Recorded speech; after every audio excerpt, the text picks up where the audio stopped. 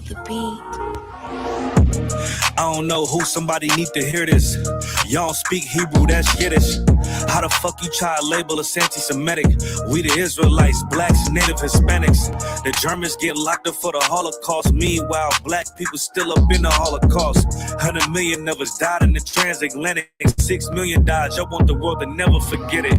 You can never be a Jew, you a Ashkenaz. This ain't a star dum-dum, a gun that would die.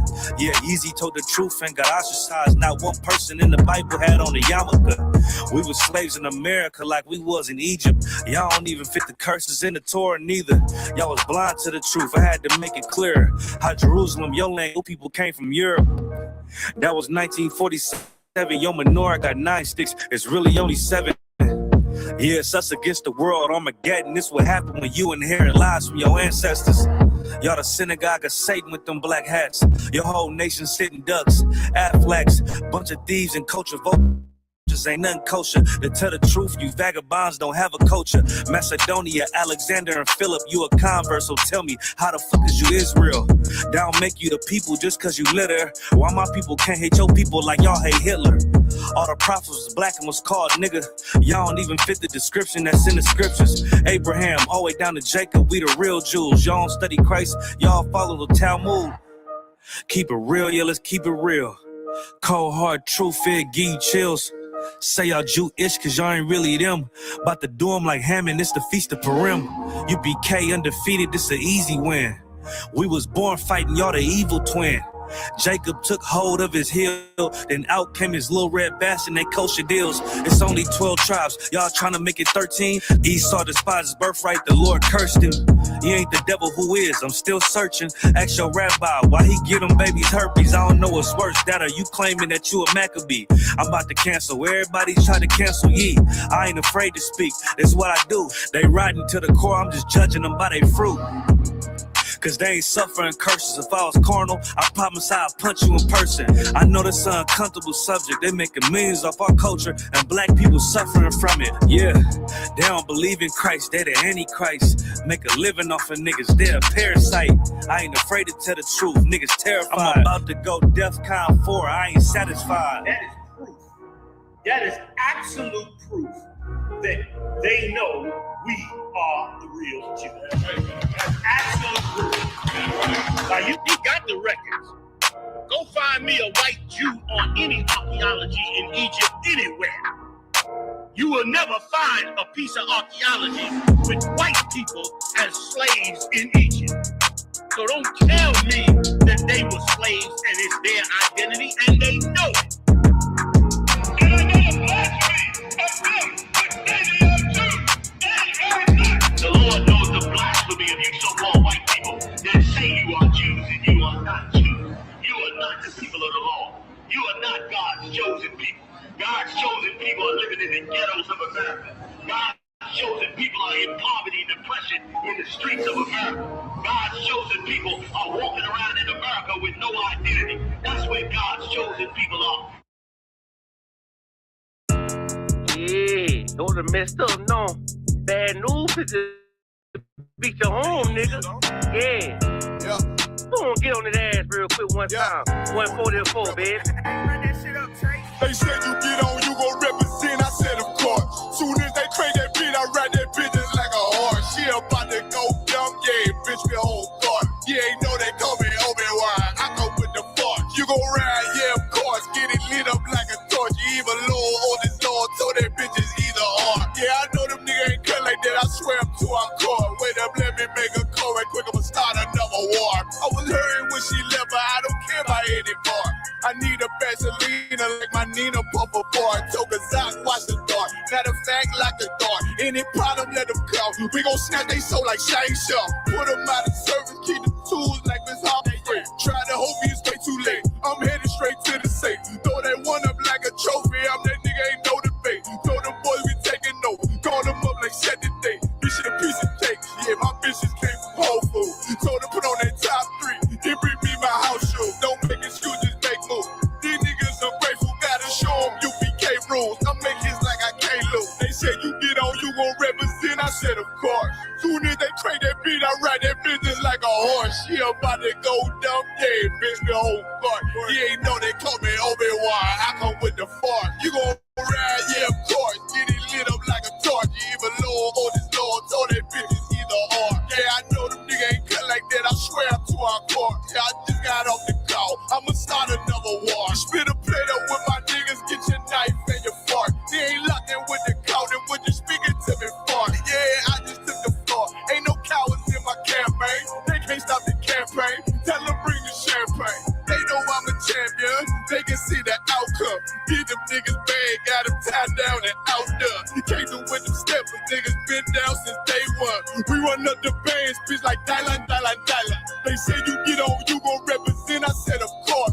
Soon as they crank that beat, I read that bitch just like a horse. Yeah, about to go dumb. Yeah, bitch, we whole cart. You ain't know they call me Obi-Wan. I come with the force. You gon' ride, yeah, of course. Get it lit up like a torch. You either low or this low. Told that bitches either or. I told you niggas you ain't cut like that. I swear I'm to our car. And I just made it call. We gon' start another war. Yeah.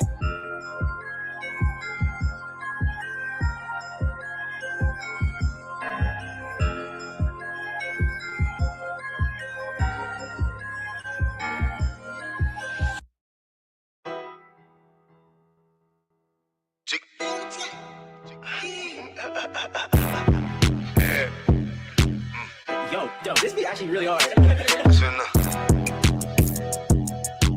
UPK shit, South Coast shit, man. Shout out to Dr. Tennessee up the business. Hey, get the money, hey. What the fuck going on out there, motherfucker? Hey.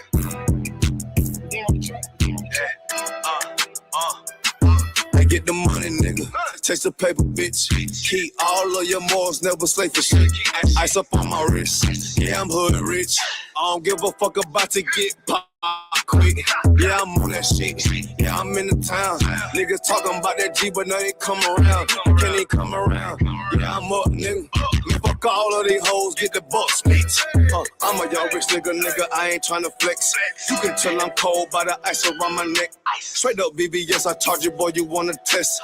I don't get no shout out by the nigga or bitch. Boy, I love the life I live, cause a nigga keep it real. Nigga freshly hell, take that drip, but get your spill. I ain't little flip, getting pimped up by the hills. I'm a straight G-Do, getting paper like a miso. That's that South Coast stain if you're tryna hang.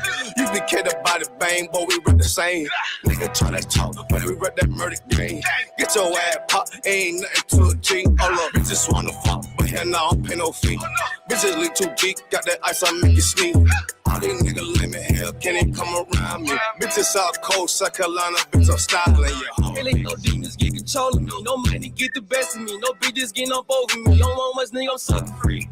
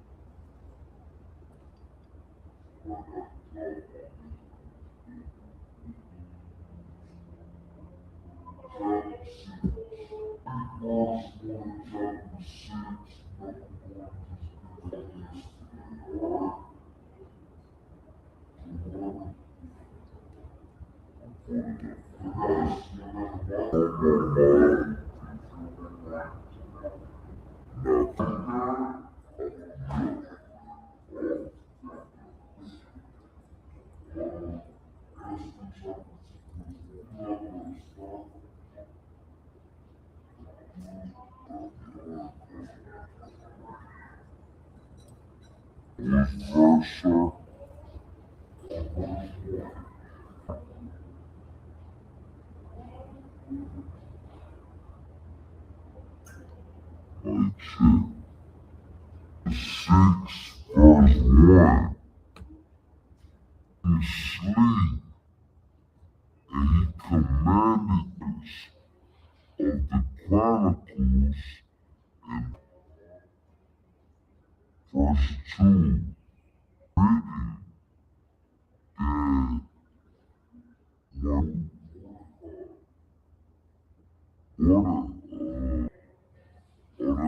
name. told that Donna and these Chamberlains might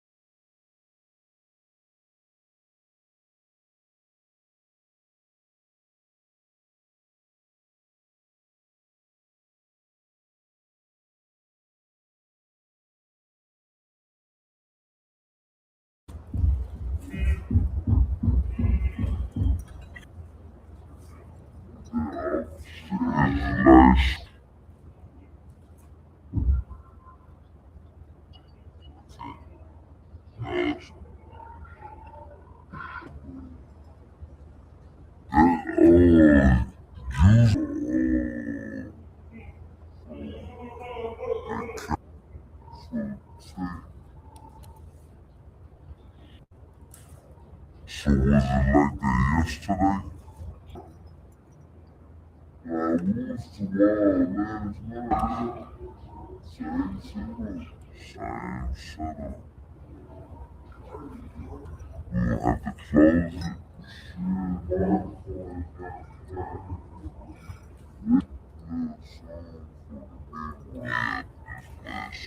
Check.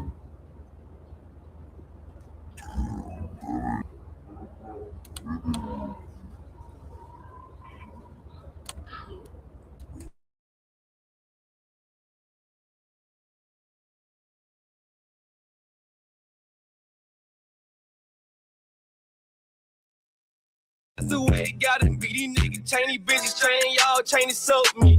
For real, this body hood. And bitch, we carry weapons. Like a rob on nigga ass won't even need a weapon. And you be represented. And you be very respected. And if you got a problem, then y'all better address it. You cross that line, we ain't show no mercy. Cross that line, you ain't gon' need search. You pull up and they getting up. You ain't making no move, you ain't got no purse. On ISUPK, so I ain't never worried. I'm putting them right both of my hands dirty. For real, I learned from the OGs. I'm a young nigga, but I'm a certified priest. And not from Tennessee. And it's mandatory that I gotta keep my heat. You should play it safe, and we gon' play with keys. For real.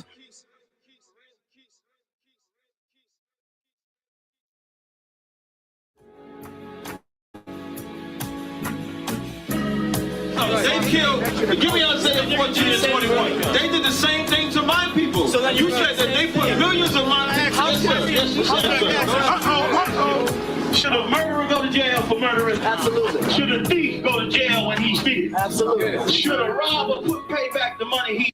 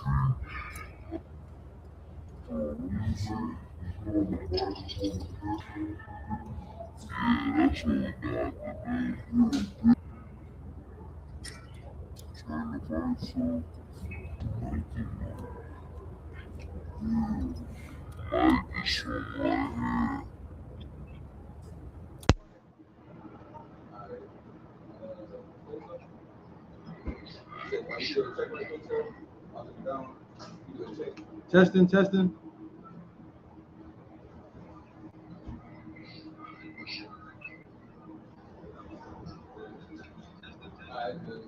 All right, I'll do it.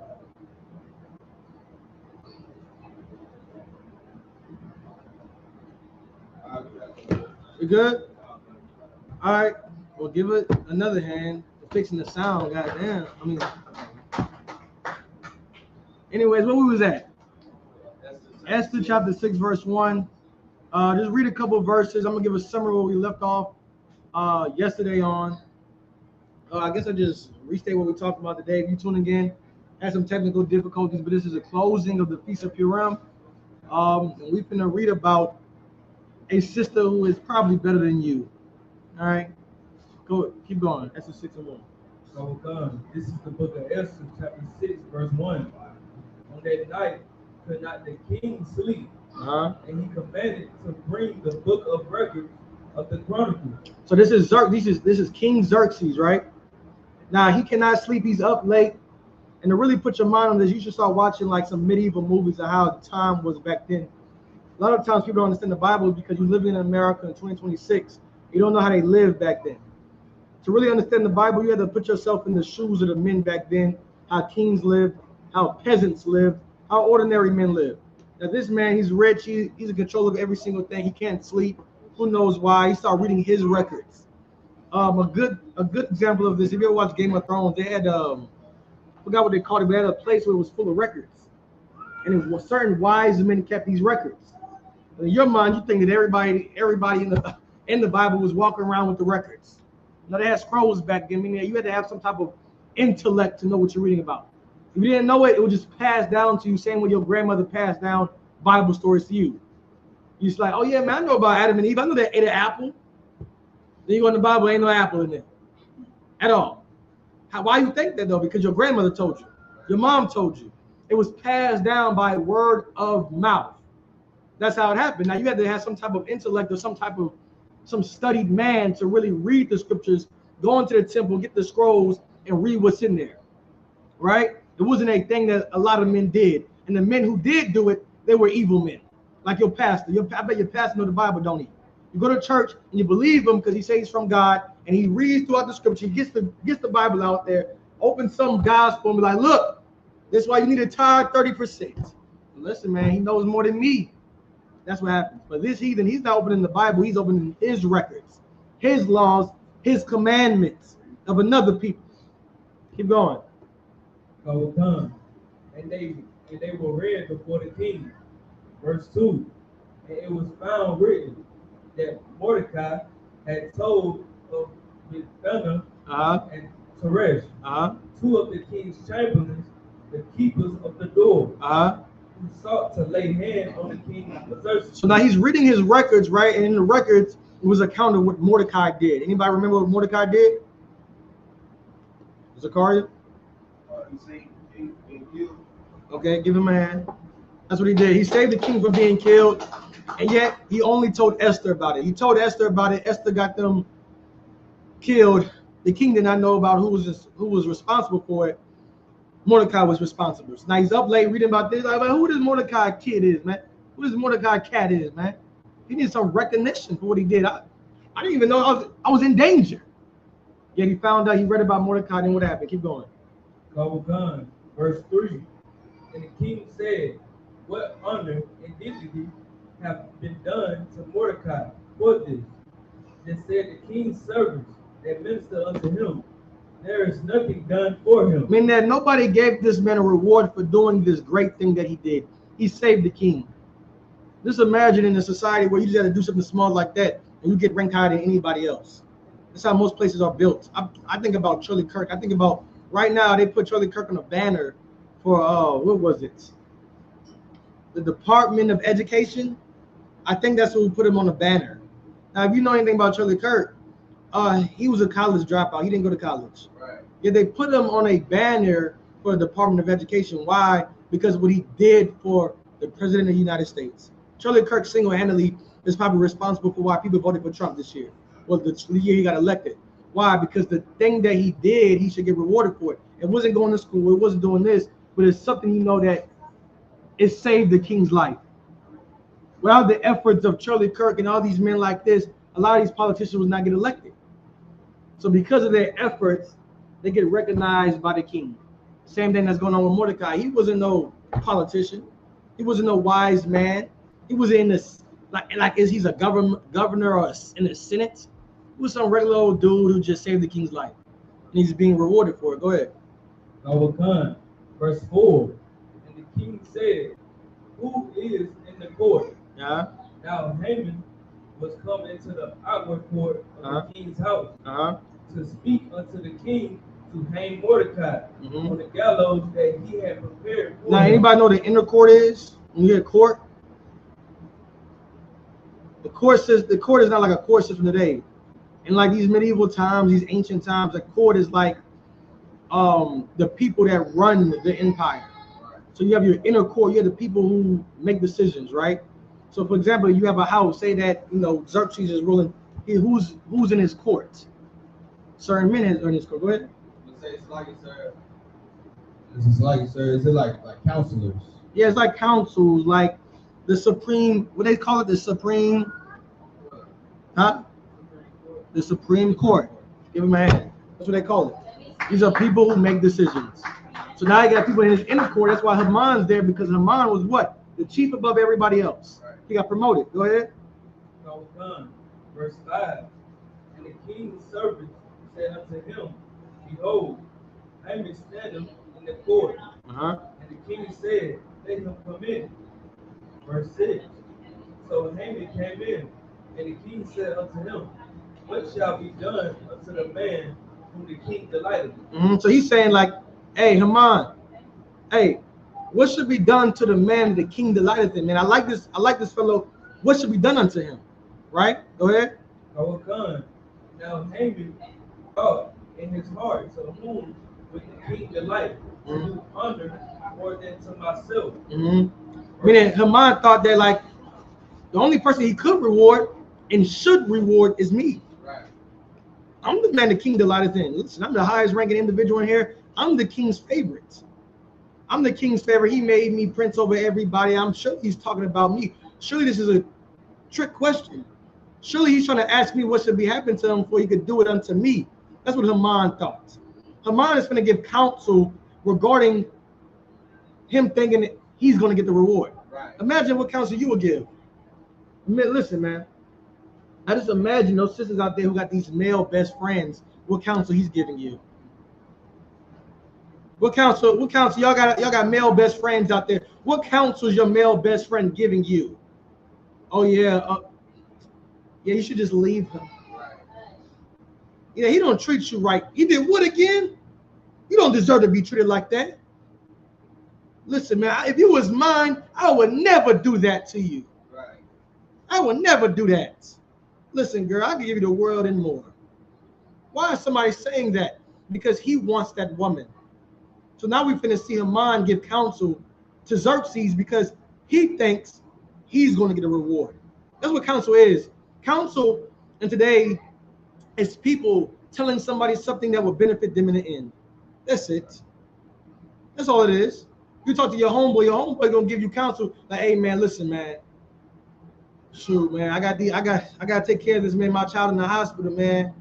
I can't go out tonight. I can't get on the game tonight. Bro, just one game, bro. Why is he telling you to get on the game? Because he wants to play. It's about what he wants. He's not telling you like, okay, go check on your child. Do what you gotta do. Nobody cares. People today, counsel and advice is given off your own self-interest. The ISUPK is the only place that exists on earth where you will get counsel regarding your life, even if it affects somebody else. Right. Because it matters about what's going to benefit you if you're calling me. Yeah, you might can't come to camp today. Why? Because your child's sick. We need enough manpower. Nobody's going to tell you, oh, hey, just pray about it. Come to camp. Nobody's going to tell you that. Listen, we all miss camp to make sure that your child's safe, to make sure your child's healed. We're one family. The things you go through is what we go through. Counsel is not going to be something somebody gives you to benefit their own self. So many people think that people run a society, an organization, because in the world, they think that people go and tell them advice that's going to harm them. See, in the world, you got cliques. You got other groups. It's politics. I just imagine people in the Baka gang, the things they got to do just to make it. I'd imagine the people who are in the Bloods and the Crips, who they got to kiss up to, who they got to snake to get ahead. Imagine telling somebody you hate that's supposed to be in your organization, hey, bro, we finna, meet up in this spot. You meet him at his house at 5 o'clock, there's a drive-by happening because you set him up. Okay, that's the counsel you give. People giving counsel to set people up. That's what your life is, which is why it's so hard for people to come into school or even step foot in school because they cannot believe that God dwells there. Right. How you gonna tell me Black and Latinos that used to be in the streets, used to be in a gang, could come together and won't set each other up? I'm supposed to believe that this brother right here could come and sleep in my house with my wife and kids. He won't try to touch on my child? Hell no, I experience that in the world. It's impossible. It's impossible for a man to come in my house and sleep in my guest room and me not wake up with him trying to touch my wife. Right. And your mind, you cannot believe that because what the world taught. Right. See, in the world, you believe that you was a wise man. People come up in here and have to fight everything what they think is wise. You come up in here, you think that, man, I'll be a fool to let my guard down up in here. But you see that brother talking about me? That shit don't make no damn sense. Hell no, that don't make no damn sense, man. So you think that if you let your guard down in here, it makes you weak. You think if a brother tells you something in here, he's just trying to show his nuts are bigger than yours. You won't accept it. You won't agree to it. Why? Because you think he's against you. That's what you think. Keep going. Couple times. Verse 7. And Haman answered the king, for the man who the king delighted to honor. Verse 8. Let the royal apparel be brought, which the king used to wear. This Haman talking, right? So Haman saying, well, I don't know who you talking about. Remember, he thinks this is him. So the king is saying, man, what should happen to this man, that I delight in? Now Haman thinks he's talking about him, so he's going to give advice. He's just going to get counsel that he thinks is going to benefit him in the end. So now he's like, man, read that. Oh, Khan, let the royal apparel be brought, which the king used to wear, and the horse that the king rideth upon, and the crown royal which is set upon his head. Verse 9. And let this apparel and horse be delivered to the hand of one of the king's most noble princes. Right, so now he's just listing a couple of things that himself wants. He wants these things. So he's like, you know what, the person that you love the most, we should give these things to. You see the things he's listing? Now remember this man's already rich. It's a rich man. I'm talking about Elon Musk rich at this time. And yet the thing about people who are rich, you think in your mind that they're satisfied. The curse of being rich is never being satisfied. Right. Never being satisfied. You don't have that curse. You probably just a poor Black and Latino in America. You just want to get off the slave just to go watch a Netflix show. Drink you a damn beer. That's all you want to do. You're satisfied in life. Have a rich man stay in constant dread and just anxiety, thinking that somebody's going to take what they have, even if they have $1 billion on. And remember, and you got to watch how people aspire to be rich. You remember when these men come out, like Kanye West and Kyrie Irving came out and talked about who the Jews are, right? And they was losing millions of dollars. Right. Whole people was like, oh man, they're taking all his money. I wish I had $1 million to lose. Please give me $1 million to lose. But you see how scared they come to say this. Like you imagine if you had imagine your life right now. Imagine how much money in your account right now. Close your eyes, like, man, this is how much money in my account. And I'd be like, man, listen, I'll give you $10 million right now. But if you say the Jews are black tomorrow, they'll take 9 million. Rich people, in their mind, it's the worst thing that ever happened to them. I think when the stock market crashed, right, they start jumping off of buildings. How much money you still think they had though? More than black and Latinos. Right. They jumped off of buildings though because the stock market crashed. But yet they had more money than you. See, they would never be satisfied with greed. And that's why our oppressor has to come down so low. Because imagine right now in 2026, how white people are saying they're being oppressed now. White people believe that they're the new niggas. They believe it. Why? Because of greed. They can never have enough. They need it. A constant reminder. So now we're reading about another heathen named Haman doing the exact same thing. He's higher ranking than everybody else. He sits underneath the king. He's a prince. And he's still saying the things that he wants. He didn't ask for a day off. You think that's what he would ask for? I know my boss would have asked me something. I'd be like, shoot, hey, let me have the week off. Right. Here's this man thinking about, I want the king's horse, I want the king's clothes, I want all these different things. That's what he wants. Keep going. That they may erase the man with whom the king delighted to honor, and bring him on horseback through the street of the city. He wants to be worshipped. I think Donald Trump, when he had a whole entire celebration on his birthday. Right. That's what Donald Trump did. What you did for your birthday? Fought with your baby mama? That's what you did? You wanted your kid to come to your birthday, your baby mama said no, you didn't pay no child support.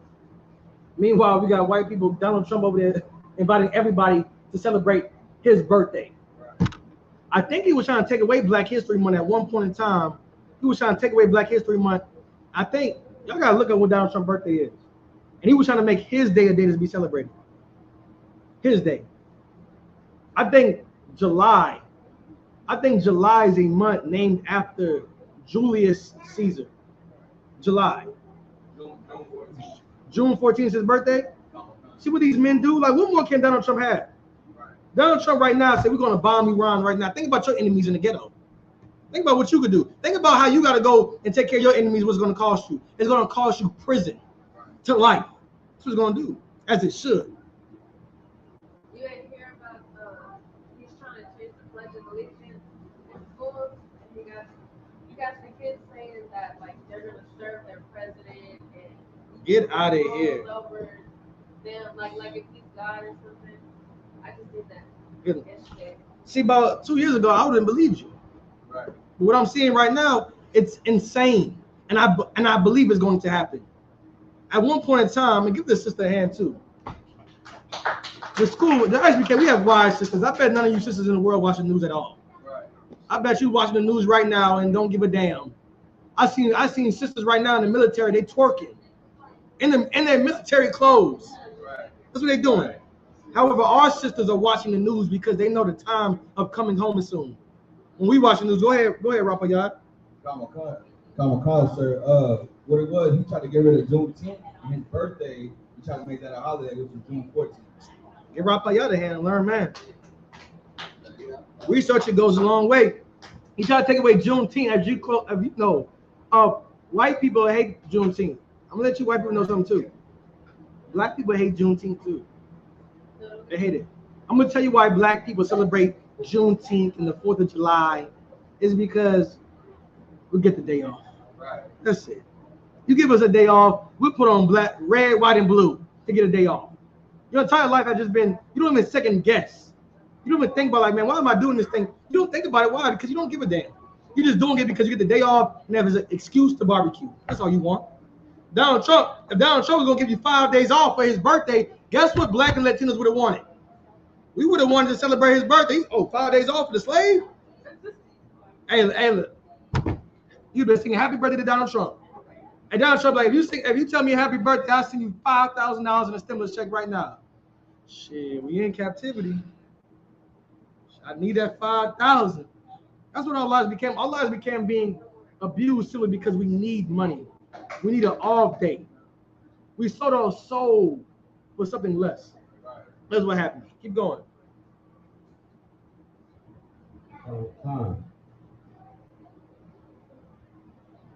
You know what verse we at? Bring him on horseback through the streets of the city and proclaim before him. Thus shall it be done to the man whom the king delighted to honor. Verse 10. Then the king said to Haman, make haste and take the apparel and the horse, as thou hast said, and do even so to Mordecai the Jew that sitteth at the king's gate. Let nothing fall of all that thou hast spoken. So now, remember, who does Haman, remember when he got promoted, he went to go talk to his family. And he was like, he told his wife, like, how your day was, baby? How your day was? He's like, man, I got promoted. Man, I seen the king's crib. He brought me to his crib. I seen his wife, man. He loved me most of all.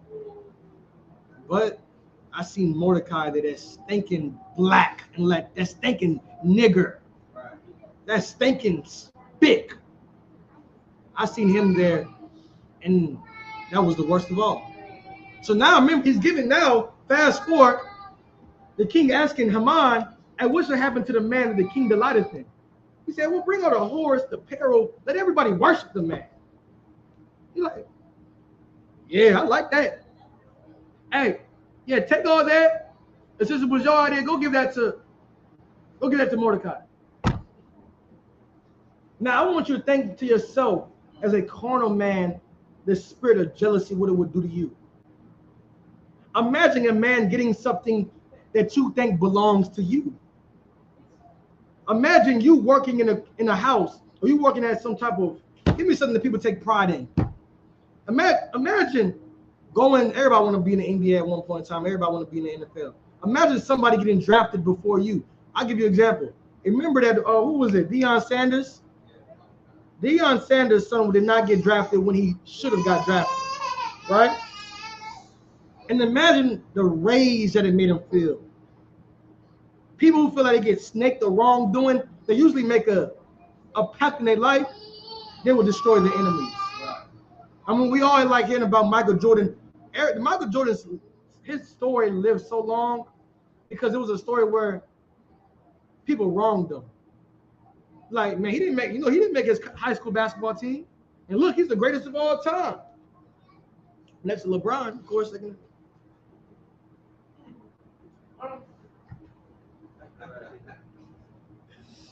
Anyways, so you hear about his story because, like, man, that day I changed. Or actually, I get a better one because it's a meme right now. Remember when Michael Jordan was doing that interview? You probably don't know this one. He was doing an interview and he's like, something changed in me that day. I snapped. Oh, yeah. Remember that meme? Yeah. That's how it is.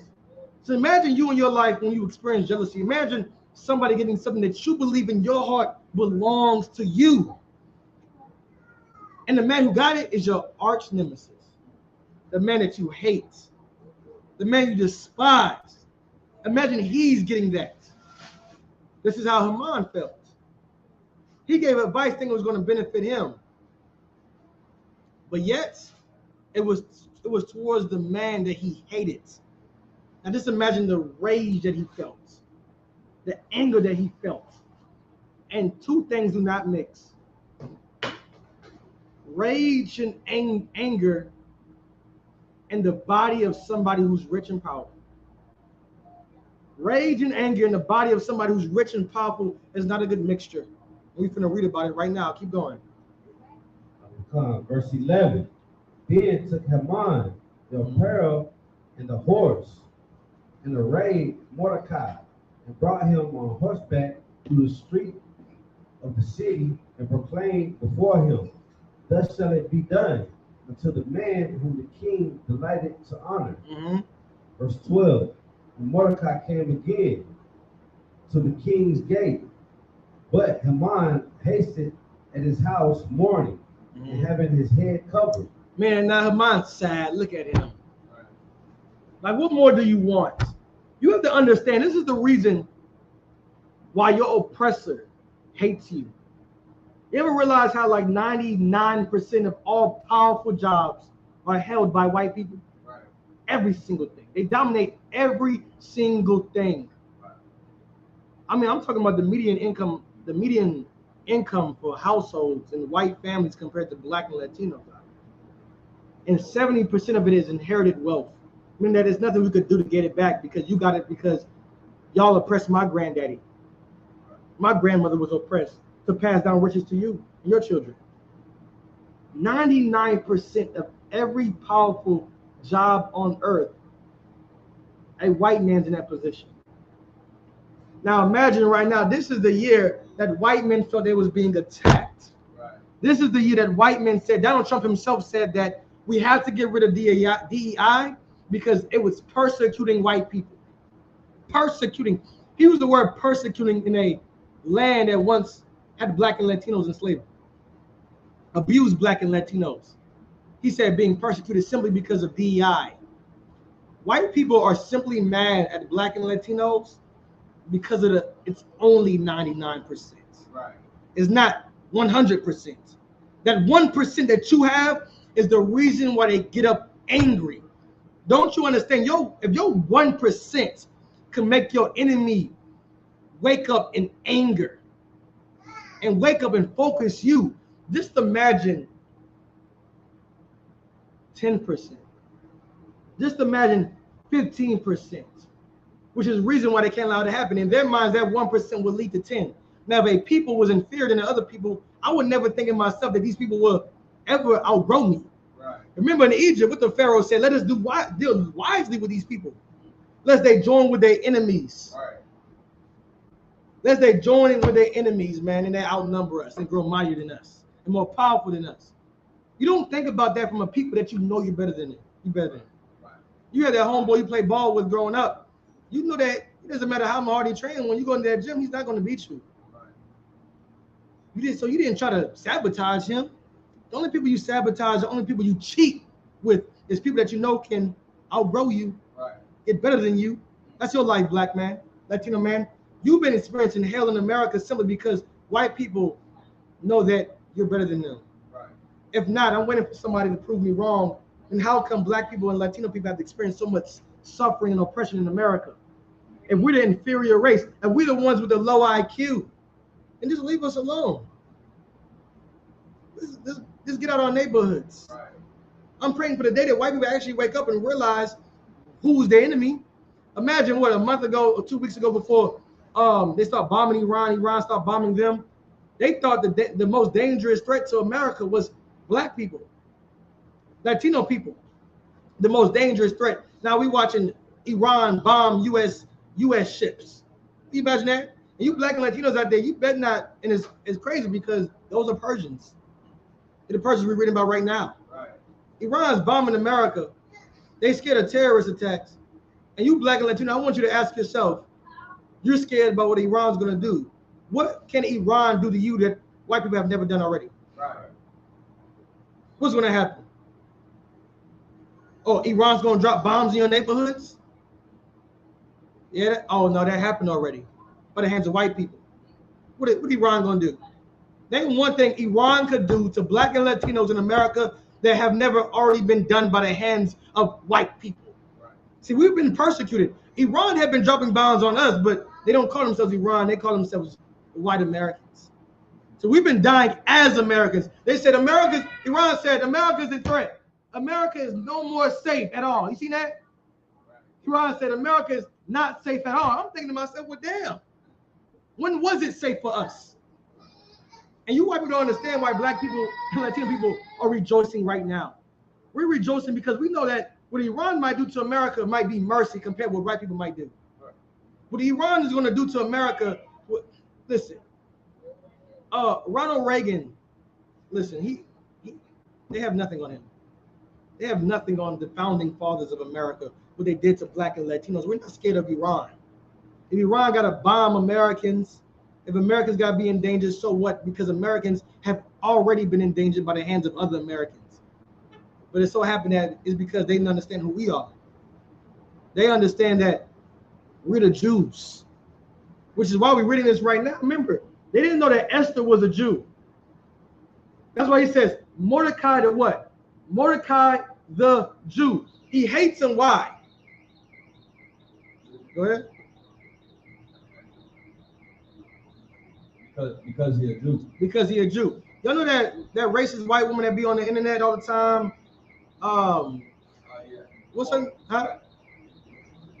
The one who got famous for trying to like normalize white people saying nigga. Yeah, that one. Yeah. She said that black Hebrew Israelites are the worst type of blacks.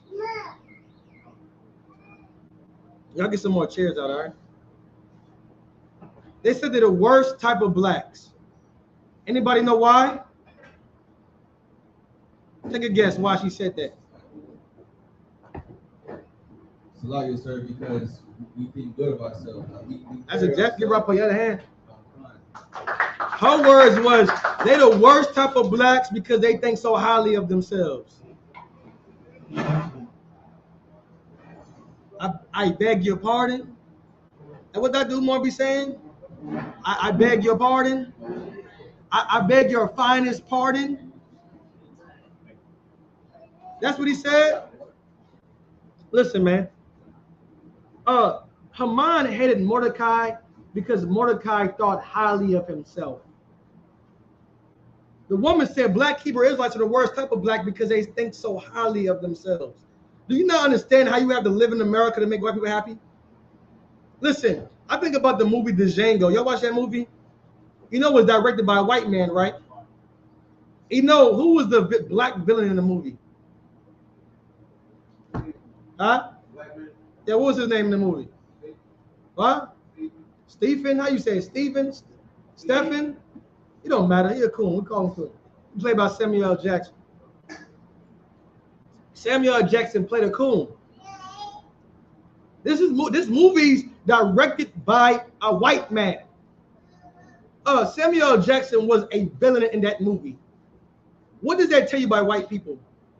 White people know who are coons as well. White people, you think right there you could coon yourself to join a white man's seat.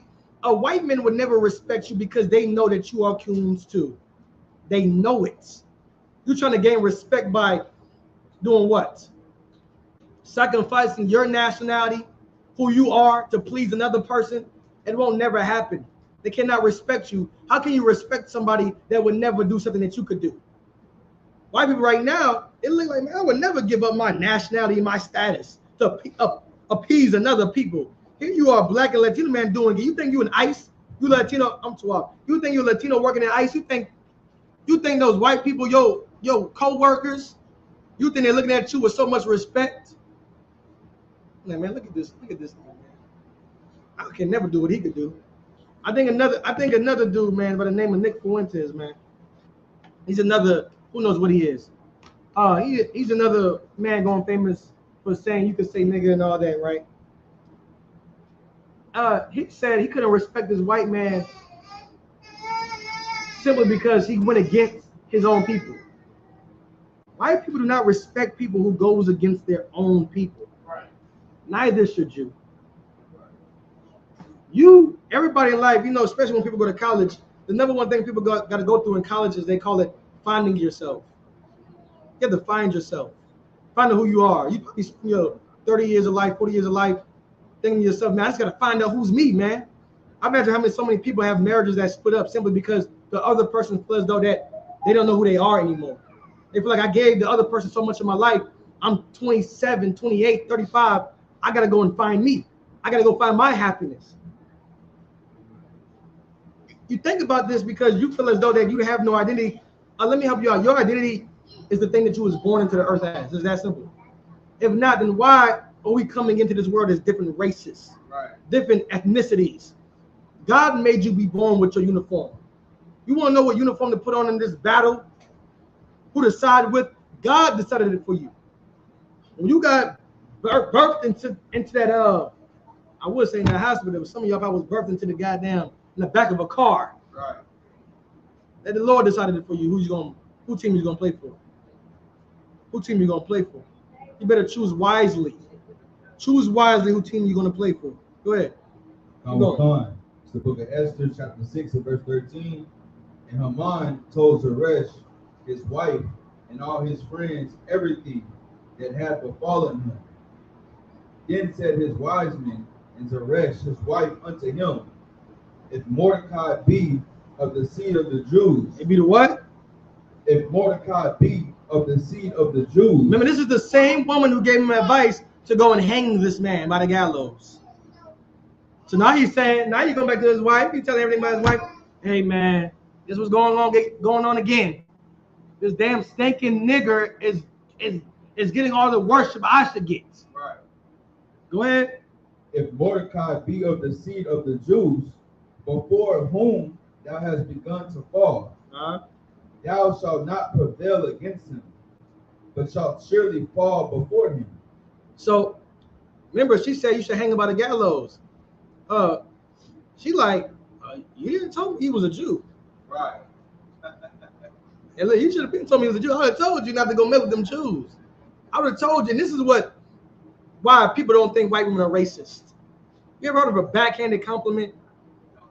It's like a stereotype that, like, it's like a compliment hidden in racism that you just don't listen to because you feel like it betters you. Well, you know, black people, man, y'all know y'all just so athletic. Ask a white man what do white people have. Oh no, we just have the better intellect. You think you care about being athletic when some white man tells you that he has a higher IQ than you, that he's smarter than you? So you look at white women because they so fascinated with you. Oh, he was black. She talking to his wife. He was black. What do he look like? Mm-hmm. In her head, she planning on getting with him. And this is another reason why black and Latinos were being lynched, and it's a proven fact. Right. Black and Latinos were being lynched not because they didn't vote the correct place, not because they failed their their literacy tests, not because they fought back. They was being lynched simply because white men were scared that their white women, their white wives, might want what they have. Right. That's what happened. So now you see it right here. Am I making this up? She's saying if he be a Jew, then you already fallen. Honey, don't go mess with them Jews.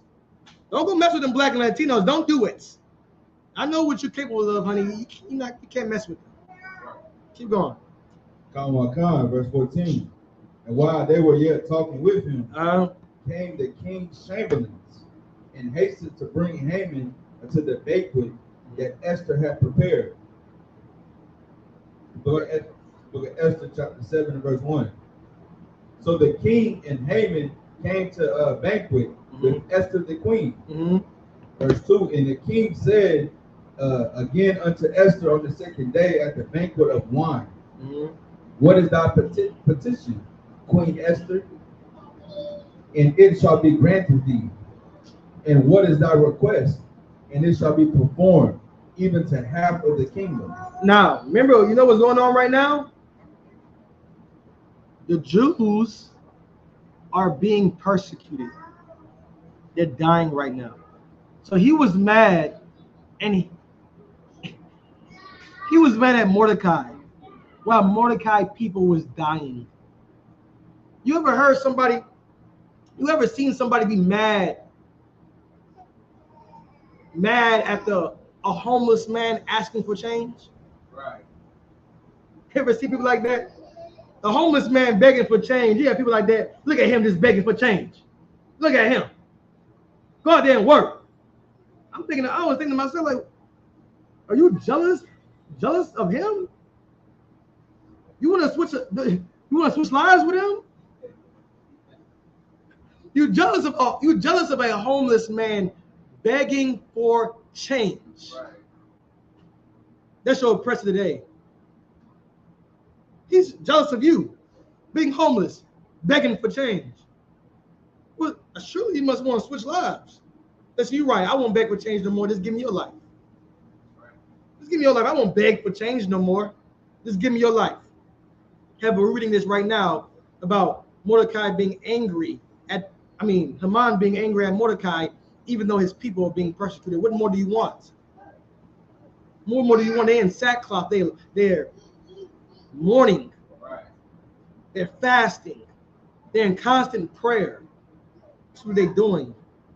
Keep going. So now Esther, who he's going to read more into, remember, she's a queen. She's a Jew. Right. And she's like, her people are dying. Mordecai told her, just because you're in this seat, don't think that judgment can't go into you. Don't think that you can escape persecution because you're married to the king. You got to do something. So now Mordecai, they came up with a plan to get rid of Haman. They came up with a plan. So now she's about to go into the king and ask the king something. You got to remember, she's scared to ask the king something simply because we found out what happened with Vashti. Listen, this king right now, look, you say one word, you out. You better go in there, she better put her makeup on, she better look all feminine, she better say the right thing. Remember, she also made the people fast for her because she knew what she had to do. She had to be wise about it. You know how wisdom does something to a woman? And somebody give me that scripture about the strongest thing in earth. It's in the Apocrypha, right? Talking about I'm paraphrasing about women being the second most strongest thing. The only thing stronger than a woman is the truth. Y'all know that? Probably Shamarwan. Get Shamarwan to get it. Shamarwan probably know where it's at. All right. Somebody else start reading again. This when y'all got it, let me know. All right. It should be in the pocket. Keep going to Esther, sir. Yeah, keep going to Esther. Another person trying to find out where I'm at. It's the book of Esther, chapter 7, verse 3. Then Esther the queen answered and said, if I have found favor in thy sight, O king, and if it please the king, let my life be given me at my petition, and my people at my request.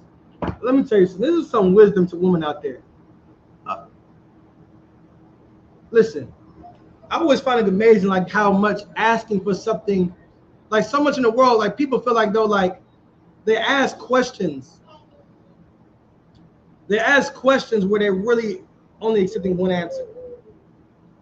So many of y'all do what y'all want to do. Like, boy, you don't control me. Imagine just asking your husband about, can you do this? 10 times out of 10, he's going to say yes. You see how Esther did it? Read it again.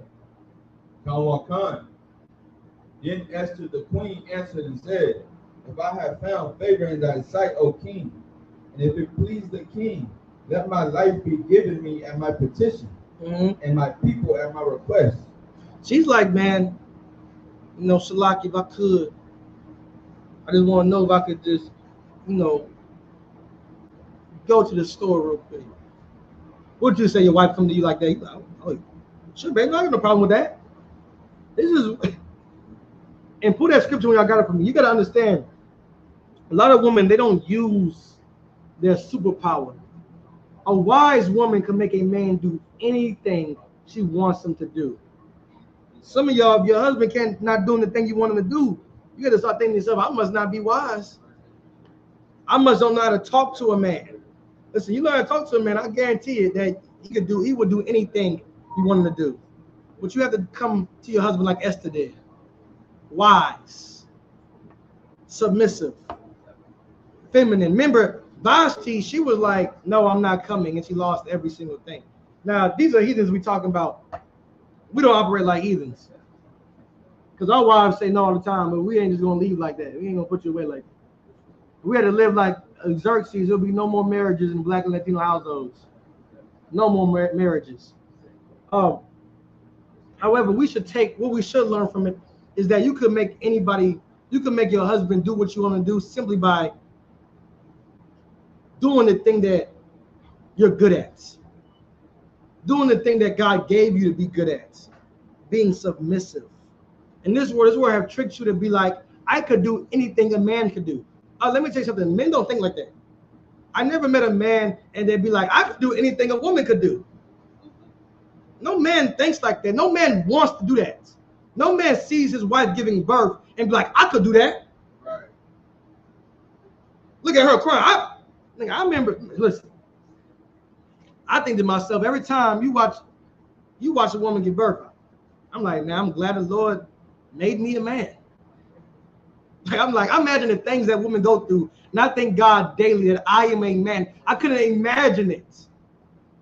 Men don't think that, they don't compare themselves with you. You is womanhood and manhood. We're on two different spectrums. Two different spectrums. When people say, oh, you a toxic masculinity, you can be toxic. You can have that toxic femininity. You can have that. You know what that looks like? A king somebody's car. You can have that too. Surely if a man could be toxic, why not a woman could be toxic? See, if a woman start living her life based on her test and not a man's test, she'll have a better life. You so worried about, man, I could do what a man could do. Why would you want to do that? How come you just don't become a better woman in the test that God gave you? You right now experiencing hell right now because you're trying to take a test when you're being graded on another test. When I was in school, they had them Scantrons. Listen, man, I used to fill a test. I would swear them Scantrons was fake. I'm like, nah, I want to redo them Scantrons. Somebody must have mixed up my Scantron, right? You look at a test right now. You filling out the Scantron, and you got this test in front of you. You're like, okay, A, B, okay.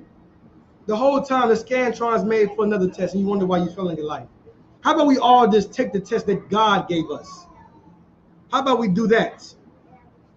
Y'all got that scripture yet? We got one of them. Which one? It's the one in 1 Ezra 3. Okay, give that one. It says the first word, wine is the strongest. Okay, let me give y'all some. This is in what? 1 Ezra? 3 and verse 10. Okay, so you have these three wise men. I think it was a king. I don't know. I mean, you probably got to read it. Huh? King Darius. Darius? King Darius? That's the Persian and Medes too, right? Persian and Medes, right? Huh? It's Ezra, right? So King Darius is asking these wise men, what's the strongest thing in the earth? And I believe one man said wine. He said, surely if men get the man drunk, he would do anything. You could rob a man if he's drunk. That's a strong thing. Another man said women. That's what he said. Right. Read what it said. Khan, the third wrote, women are strongest, but above all things. Wait, go to the verse above it, because I think he's explaining why women are strong. Nah, sir. He don't explain it. It should be that because men go through the seas, men travel to go because of women. Khan. And said that when the king is risen. Where y'all at? First address what? First address 3. I think it's 7.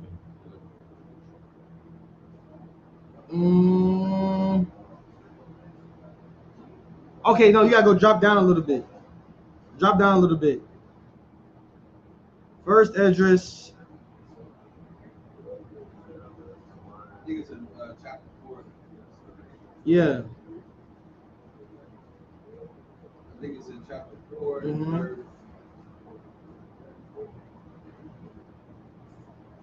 Okay, it's first is 4:13.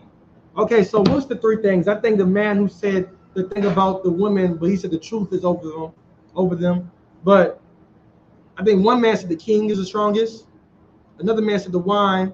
Another man said women, but the truth is stronger than that. All right. So read that and start at First Ezra chapter 4. Khan. Start at where I was at. Yeah. Okay, Khan. In First Ezra 4, in verse 13, it says, then the third who has spoken of women and of the truth, this is Zerubbabel, began to speak. Verse 14, O ye men, it is not the great king, nor the multitude of men, neither is it wine that excelleth. Who is it then that ruleth them, or have the lordship over them? Are they not women? Who's lord over men? Women. Don't think like, yeah. The dad wants to say, I'm lord in this house. No. You a smart woman, you already will be lord of your house. Why? Because you can make a man do what you want him to do. You would make a man travel an hour away to go and just do something. Simply because, he loves you. You will make a man do something that he hates doing. I know brothers, I want to say the brother's name, but I know a brother in here, man, who hates everything. But I could tell when the brother loves somebody. That brother laughing. That brother right there. Shamar Wan is in love. Shamar Wan is not lord over his house. Sister Shapala is lord over her house. Shamar Wan, y'all ain't know anything about Shamar Wan. Shamar Wan hates every single thing. Right. Every inconvenience, Shamar Wan hates it, and he's going to talk shit. But yet his wife asked him for something. He like I ain't gonna be at camp next week. I gotta go to my anniversary. We're gonna be in Dallas. She got Shamar one at the what was the Museum of Illusions? Yep. Listen, man. Shamar one was in Vegas at a cheer meet. At a cheer meetup. Shamar one is not loaded over his house. He's not. She'll make him do anything. You have to know Shamar one to know everything. Right. See, if you're a good woman, see you know who a good woman is. If you have a husband that does things you want but always complaining. See, you women out there, you want your husband to do something and don't complain. Don't you know that complaining lets you know that you Lord? Right. Man, I'm gonna go cut this damn grass. Cut this damn grass. I'm trying to get up. What? I'm on 2K. He's like, come watch Netflix. Oh my God. And you so the sisters be so dumb sometimes. So like it, they be like, if you don't want to watch it, then just go play your game. Right. He's watching it because he loves you. Right. That's why he's doing. He don't give a damn. And if he loves you good enough, he's gonna love your shows. He might end up watching Bridgerton. I ain't gonna say another brother. Damn. I gotta listen. I know my brothers in here. I don't want to start saying all their nakedness and everything. I see the stories y'all into. They like, so you gotta watch this. I'm like, yeah, I know you're ready to put you on that because ain't no way. Ain't no way you got into that. Like, yeah, you gotta go watch Bridgerton. I be at home, my ready be watching stuff I don't even like watching. I'm like, what happened to old boy? Oh, he got fired? Oh, all right.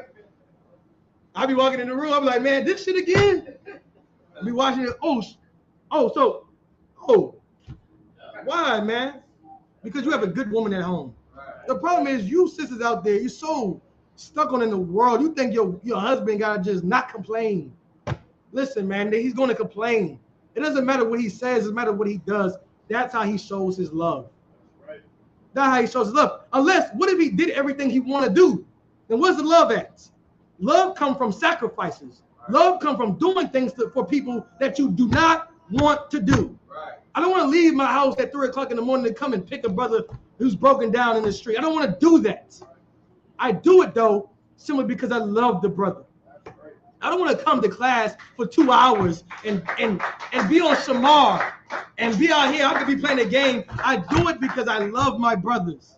We do it. We do it. That's what love is. If you're a sister, man, you better understand that if your husband complains, if your husband always got something to say, but yet he's doing it, then you're Lord over that house. You better not take that for granted. You see that, sis? I bet if you even imagine how much you make your husband do by being so evil. Oh, you always complaining. Just imagine if you soften up your voice a little bit. Well, if I could, Adawan, I know for a fact sisters the sisters at home don't call their husbands Adawan. Right. Listen. We can save them the phone. Listen.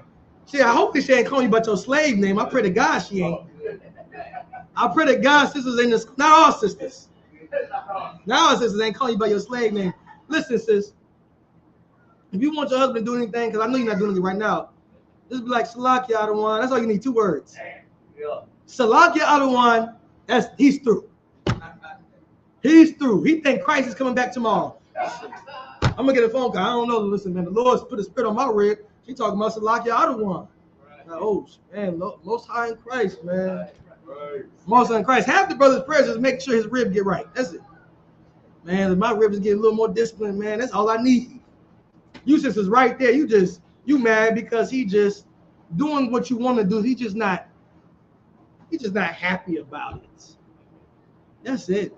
Who the hell cares? Right. Who the hell cares? I guarantee you don't care when you do it. Listen, if he asks you to do something and you don't want to do it, he don't give a damn. Hey, listen, I'm at home. You gonna make dinner?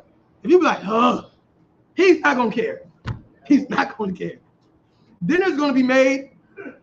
He's going to eat, and if you're mad, he's playing the game, you give him the silent treatment, he had the best day of his life. The best day of life. He ate good, you ain't bothering him, he's on 2K, he's playing the game, he had the best day of his life. You sisters, you better learn how to do the exact same thing. You better learn how to tell your husband you want this done, come watch Netflix, he's like, You better sit there eating your snacks and be like, man, I had the best day of my life. See how easy things would be? Keep going on that. Khan, verse 16, or Salaga, verse 15. Women have borne their king, and all the people that bear rule by sea and land. Mm-hmm. Verse 16. even to them came they, and they nourished them up that planted the vineyards from whence the wine cometh. Verse 17. These also make garments for men. I know about that. Say that again. These also make garments for men. And I give you another secret, sis. You know how to sew? Listen.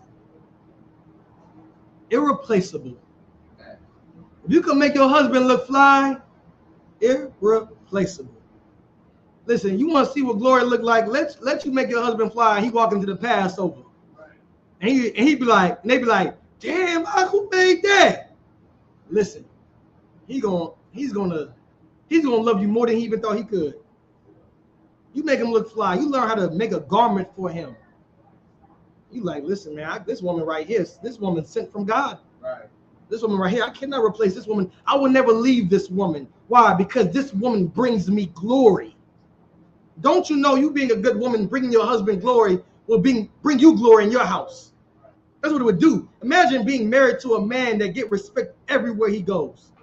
Imagine being married to a man. We got the Passover coming up. Give a hand to the Passover in Houston. Right now. Imagine right now, because we all spread out. We have schools all over the nation, and most of the zones are probably filled with who knows, a couple brothers. But there's so many schools amongst the nation. Passover, we don't know how many brothers are there. We don't count. We're not in the spirit to count how many numbers you have. The Lord does not give a damn. Right. The Lord will send men off, but you can have a short amount of men for you to get the glory. But when you go into that Passover and you see brothers you ain't never seen before come to your husband and give your husband reverence and be like, man, it's good to see you. Hey, we can take a picture. You're going to know that this, what your husband doing right now, is not no Boys and Girls Club. This ain't no game that your husband doing. This is not cosplaying. You're going to realize that what your husband is doing, he built himself a name. He built himself a reputation. Now, how about you be part of that reputation? How about you be part of that name? How about you just want to be called by his name? That's a gift for you. That's a gift for you. Right now in this life, you don't think you need a man. Listen, the women back then, they understood they needed men. I think about the times of Rome. I was doing some research about Rome. America trying to become Rome again. It was legal to rape a woman during Rome. Legal to do it. Legal to beat a woman at Rome. What's the only thing that can stop a woman from getting beat and raped? A husband. And you think to yourself, oh, I need a good, strong man. No, don't think about that. Don't think about a man who could just go bench 315. You need a husband who had brothers. That's what you need. Some of you sisters out there trying to find a man who's just by himself. Don't find a man who's by himself. Find a man who has brothers. Right. And you find a man who has brothers, you will always be protected. You won't be fatherless no more. You won't be a widow anymore. You will be somebody that if somebody come and do you wrong, 50 men will show up by your doorstep. Right. That's how you pick a man. Pick a man by how his name rings in the presence of other men. That's what you need. You need to find you a man who answers to another man. That's what you find. If you get in a sister, listen, find a woman who answers to another man. If she don't answer to her father, if she don't answer to another man who is like her father, then she will never answer to you. Right. She won't do it. In this school, we have counsels that if we have marriage problems, we could be taking the counsel. So many of your sisters out there, you're missing your chance by taking your husband to counsel. I'm trying to let you know. Y'all think this is a woman-hating group. Listen, you mad at your husband, you think he did you wrong? You better go to him and him alone. If he does not hear you, you take him to counsel. Right. And you take him to counsel, don't not expect the counsel is going to go in his favor. Listen. I heard some counsels before. Listen. You sisters out there, you have an alt with your husband, you better take him to counsel. You better do that. If you're not doing that, you're doing yourself a disservice. It's not a place where we just give out. Remember we talked about earlier. We don't give out counsel to sisters to benefit another man. Right. You have an alt with somebody, we give out counsel so you can better yourself in your marriage. We're not out here to just make your husband not wrong. Are you kidding me? You go home and ask your husband how much he's wrong today. And what happened today? I got to check about 5 times. I was telling the brother what's going on at the house. He said I was a dumbass. So lucky, babe. So lucky for doing you wrong. That's the type of things we got in here. We're not trying to destroy what white people already destroyed. We're not in a school to give counsel to destroy marriages. Our job is to bring everybody back together, so we could serve the laws of God, so we could be one body under Christ. That's what we're trying to do. Where we at? Let me try to hurry this up. We still in Ezra, but we in Just read it again. Y'all get the point about how a woman is strong, right? All right, now get back to Ezra. Esther. Khan. It's the book of Esther, chapter 7 and verse 4.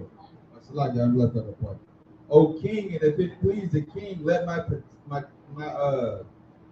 life be given me at my petition, and my people at my request. Verse 4. For we are sold, I and my people, to be destroyed, to be slain, and to perish. But if we had been sold for bondmen and bondwomen, I had held my tongue, although the enemy could not countervail the king's damage. Meaning this, she's saying, listen, my Lord. She said, me too, right? Now she's not getting persecuted. You ever hear about how many times we be like, man, y'all, we said this all the time. Man, they enslaved us. Man, y'all lynched us. Man, y'all beat us. You was never lynched. You was never beat. You wasn't enslaved. But yet you say we. Because subconsciously you attach yourself to your people. In this world, you get condemned for that. Right. In this world, you talk about these things. What a white man gonna tell you? You never been enslaved. Right. When was you lynched? Why you gotta watch him wearing an American flag? White people can have pride in America, but let you try to side with the people that was oppressed. They said you cannot do it. You wasn't oppressed. You wasn't enslaved. Yeah, we talk about Esther. She's a queen. She's saying, me and my people are being oppressed. And if we was only sold for bondmen and bondwomen, meaning that if we were still oppressed, just not as bad as what's going on right now, I wouldn't even bother you. That's black people right now. Think about how slavery was, chattel slavery. Every time I heard about, everybody was in slavery. Chattel slavery is a new thing into the earth. Today you're getting oppressed right now. Today you're in bondage right now, but you don't think it is. Like Esther said, listen, if it wasn't as bad as it was, I wouldn't even bother you. That's you right now. Listen, man, why you keep talking about the white man's the devil? Right? I got white co-workers. White people are poor too. Right. See, you don't complain simply because you know you're a bondman and bondwoman, but it's just not as bad as where your start was. Don't you understand, knowing where your start was will know what you got to complain about, what you should fight for? You think you're starting this place with slavery. You thought that some white man came and got you in the jungle. So when you look at your life right now, you believe it's an advancement. You believe that you are better in life, not knowing that you was born into this earth as a king, right, as a priest, as Yasha Allah, as prince of the power.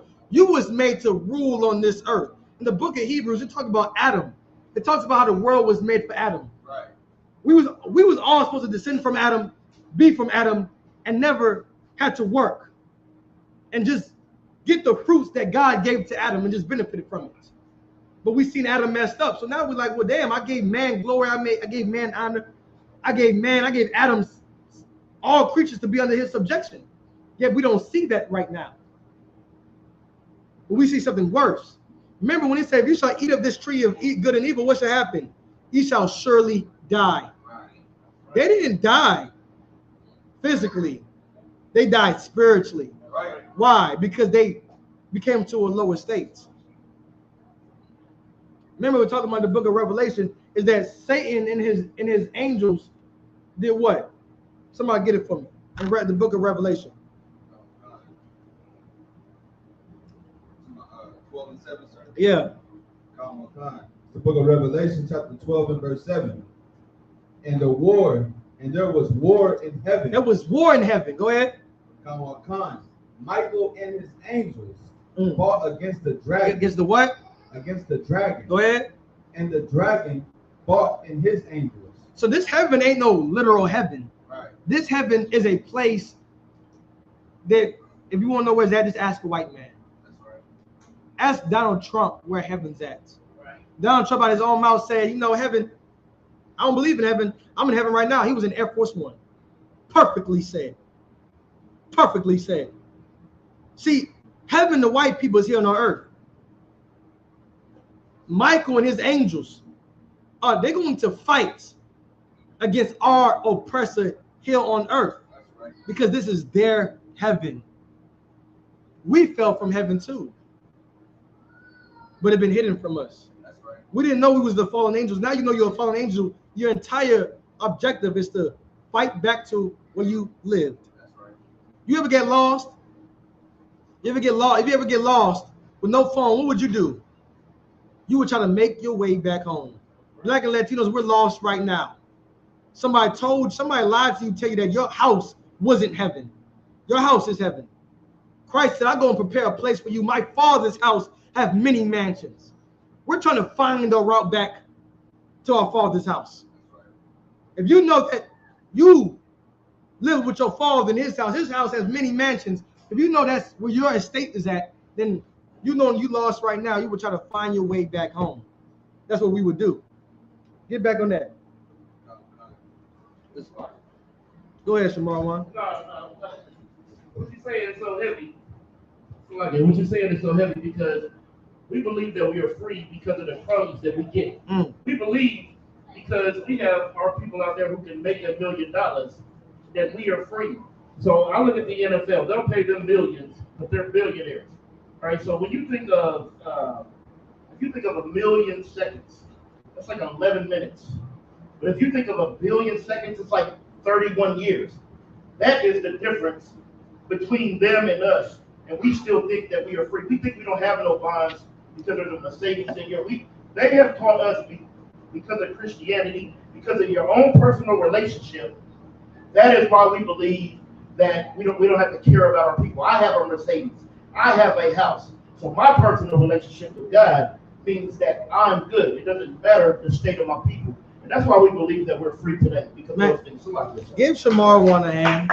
Well said, perfectly said. I couldn't say it any better myself, even if I tried. Shamar was a prophet of God, if you don't know by now. Let me help you out.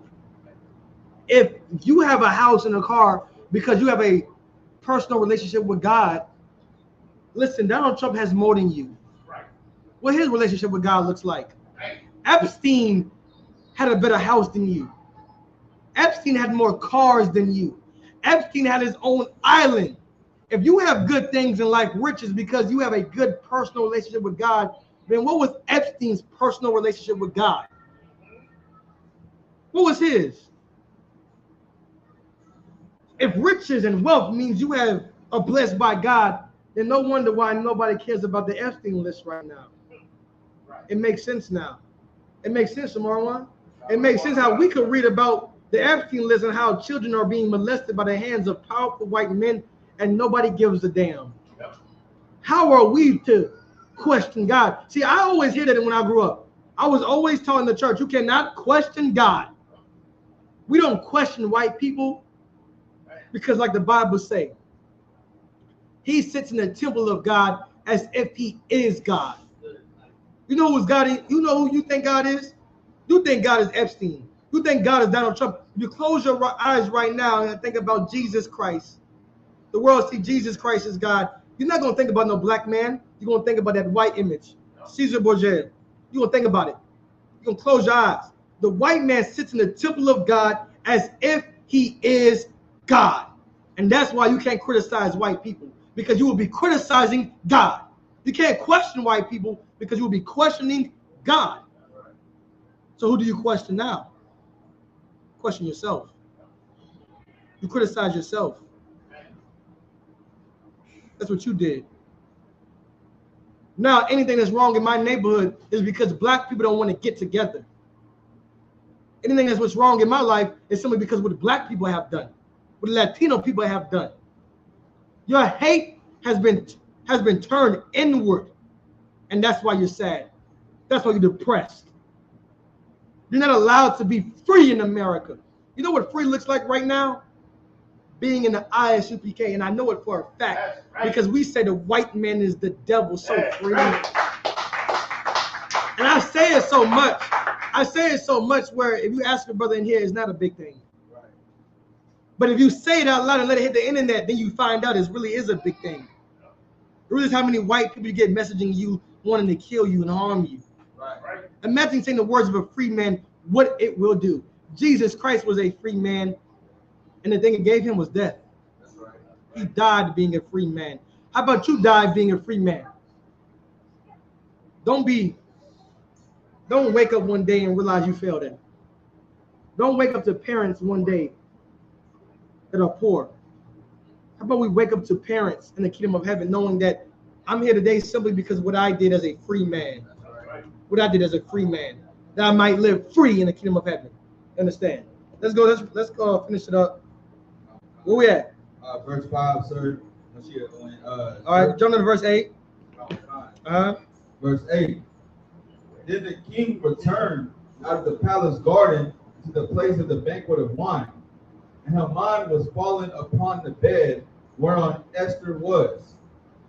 Then said the king, will he force the king also before me in the house? As the word went out of the king's mouth, they covered Haman's face. Oh my goodness. Let me get verse 7 above that. Verse 7. No, wait, we got to read. Verse 5? Yeah. So what's going on there at the banquet right now? Remember, Esther asked the king about this thing that somebody's responsible for harming her and our people.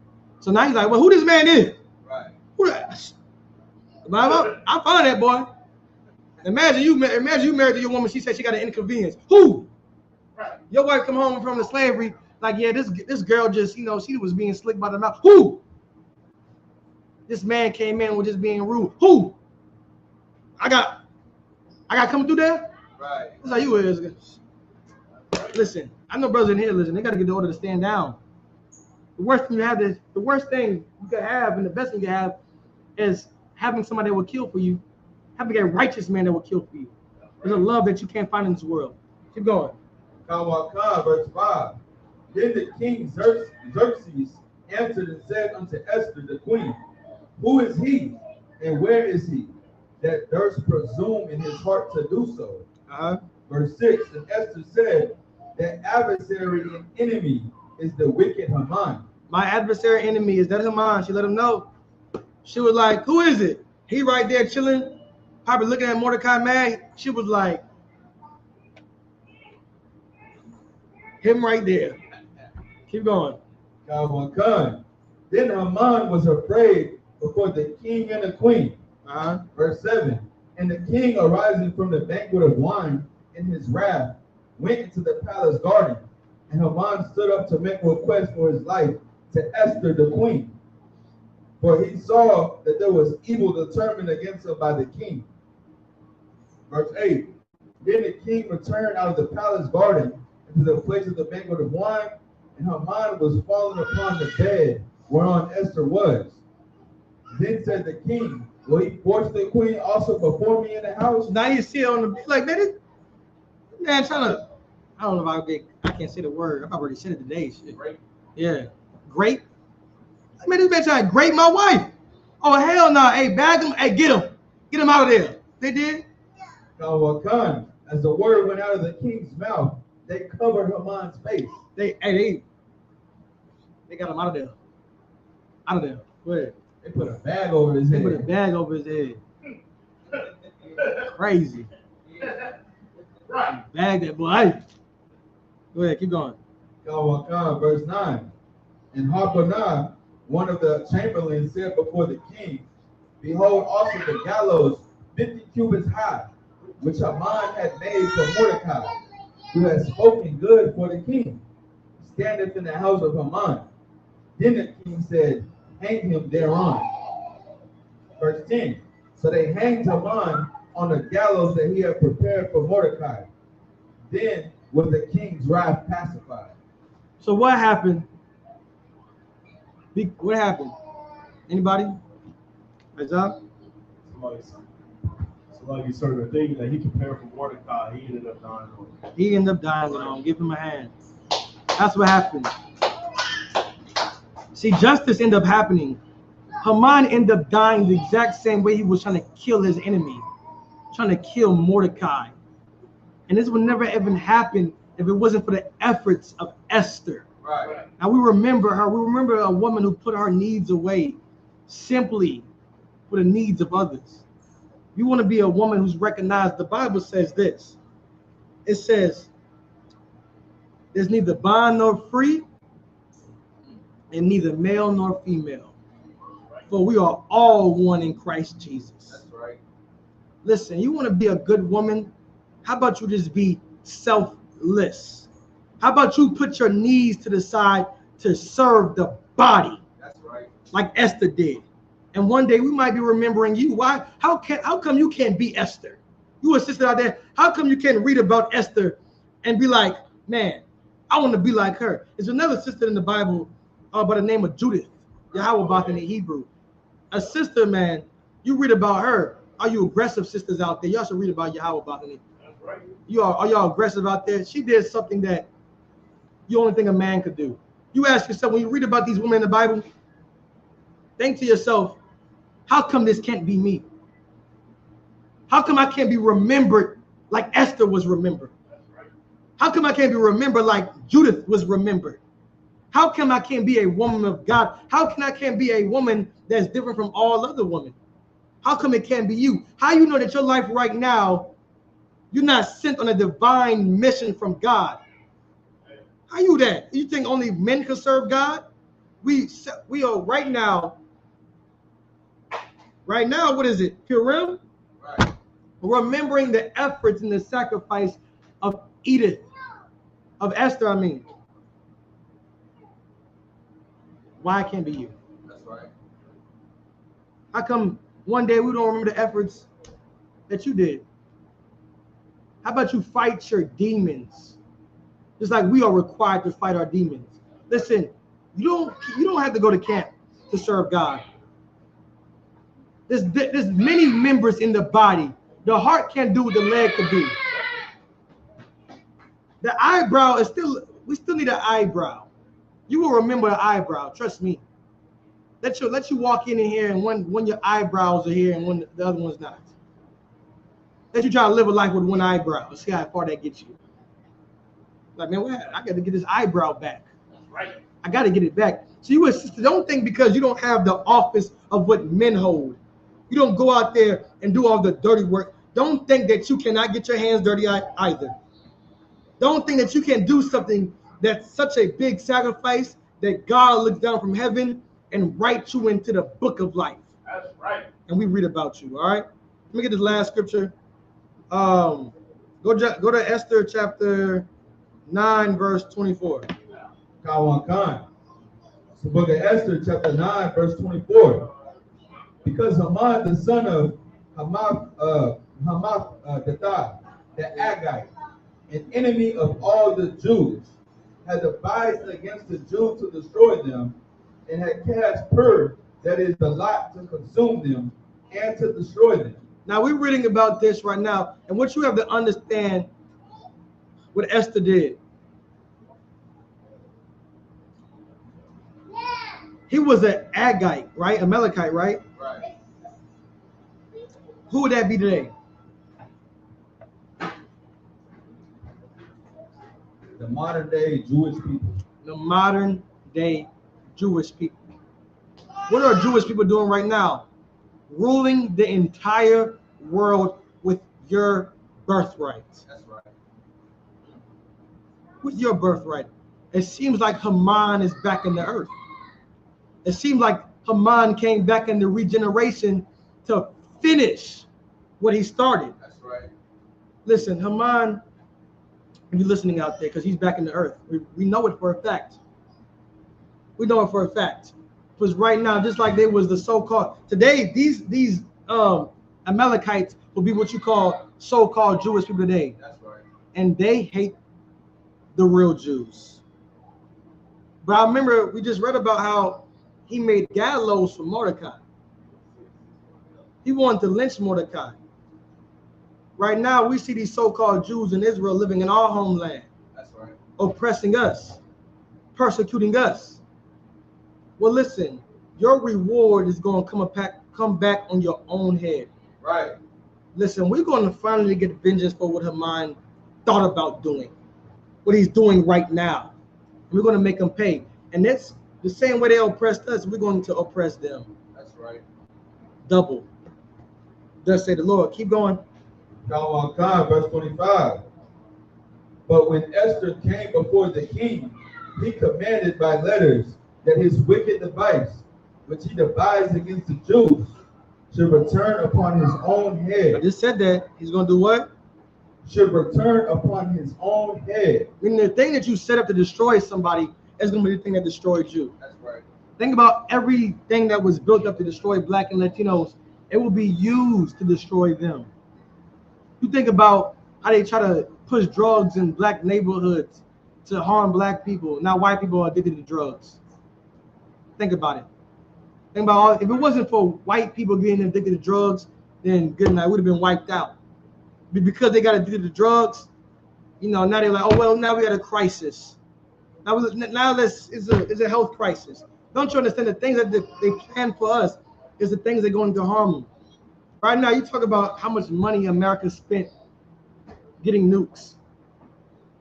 America is going to get destroyed by the thing that they created. America is going to get destroyed by their own nukes, the things they built up, simply because they persecuted Black and Latinos. That's the only reason. That's right. That's it. They cannot escape fate. Keep going. Psalm 1, which he devised against the Jews should return upon his own head, and that he and his sons should be hanged on the gallows. Should do what? Should be hanged on the gallows. See, him and his sons are going to be hanged by the gallows. It's going to come a time it's going to happen again. It's going to happen, and it will be justice. Why? Because for so long, since what this was 1,000 years ago, during the Persians and the Medes, they have been plotting to kill us simply because we were Jews. Simply because we were Jews. They've been trying to kill us, trying to take our soul away. The Lord made the ISUPK his sanctuary, his secret place. Why? For men who choose not to die. The men of ISUPK, we chose something in life. We said in our mind that death could have us when it earns us. Right. Death does not earn me. I would die. I can't have it right now. I have to live to make sure another man dies. Death could have me when it earns me. Go ahead, Shamar One. So like it's heavy what you're saying, because they always want us to bow, and Mordecai wouldn't bow. So that's what makes the Bible so heavy, because the Lord always reserves a few men who would not bow to Baal. 7,000. Give Shamar one a hand. I reserved 7,000 that would not bow down to Baal. Listen, man. You better. What did the church say? Oh, how I wish to be in that number. And they be like, you better hope that's you, man.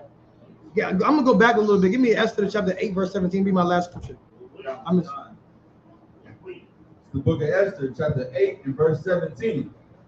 And in every province and in every city, whithersoever the king's commandment and the decree came, the Jews had joy and gladness, a feast and a good day. And many of the people of the land became Jews. Became what? Became Jews. Go ahead. For the fear of the Jews fell upon them.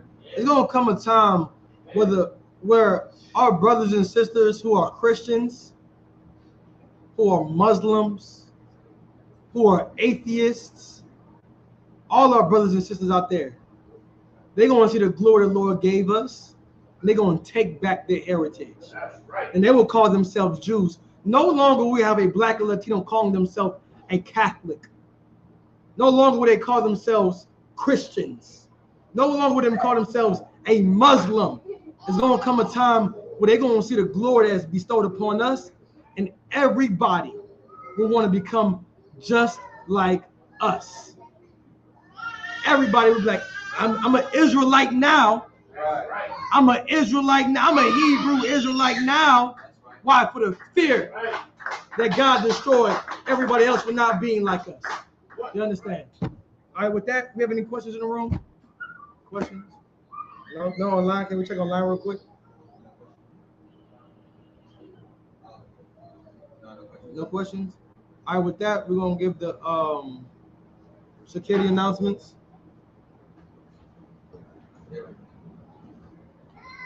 Give the Maki a hand with this appearance, Johnson. ISUPK security announcements. With the ISUPK started on 1 West, 125th Street, Harlem, New York. With new brother and sister. When the new brother and sister comes to school, they are limits for 6 months. They'll be saluted only. They're here to share themselves to the world. They need transportation. The teacher will arrange it.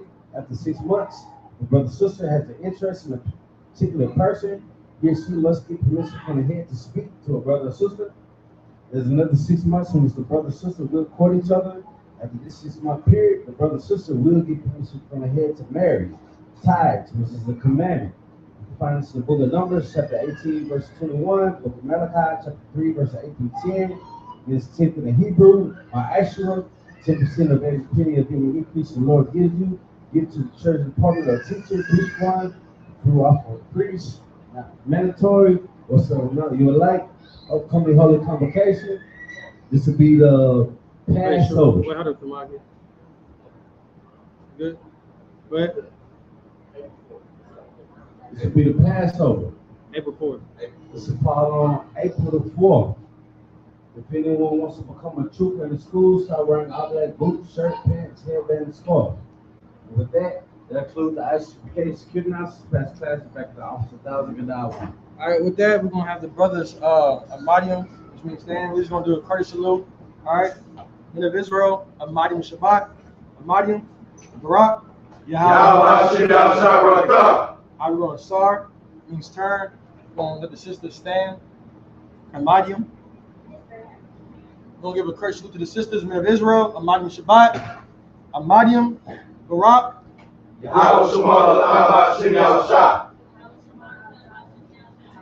All right, class dismissed.